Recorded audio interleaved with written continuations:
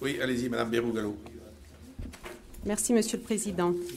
Je m'exprimerai sur un point précis, les autres ayant déjà été traités par l'intervention de Monsieur Sifantus. Je me dois, au nom des redevables et contribuables relécois, de vous remercier d'avoir pris en considération ma requête relative à la révision de la clé de répartition du financement du dévoiement du passage à niveau 306 sur la commune du Relecq-Kerhuon. En effet, au vu des chiffres présentés dans le plan de mandat, Brest Métropole prendra en charge 45% du financement, restera alors 5% au lieu de 20% à la charge de la commune.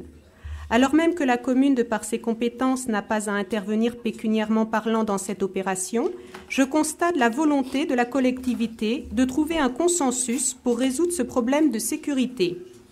Je précise que nous n'étions pas fiers des agissements du maire du Relecq-Kerhuon lors de ses récentes frasques impulsives par voie de presse à l'encontre de ses deux collègues vice-présidents de Brest Métropole, craignant particulièrement dans ce dossier des conséquences préjudiciables.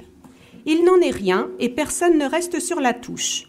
Ceci étant, l'économie faite par la commune du Relecq n'est pas négligeable. Elle permettra de réaliser des investissements qui n'auraient vu le jour ou auraient été reportés sine die, comme nous avons pu le lire récemment. Vous sauvez donc, Monsieur le Président et chers collègues, les arrières du soldat Nedelec, qui ne sera pas sifflé hors jeu. Quoi qu'il en soit, dans ce dossier, nous sommes tous dans la même dynamique pour aboutir à un objectif commun. J'ai été entendu sur le financement. J'ose espérer qu'il en sera de même pour la réalisation opérationnelle et que les suggestions que j'ai émises seront prises en considération.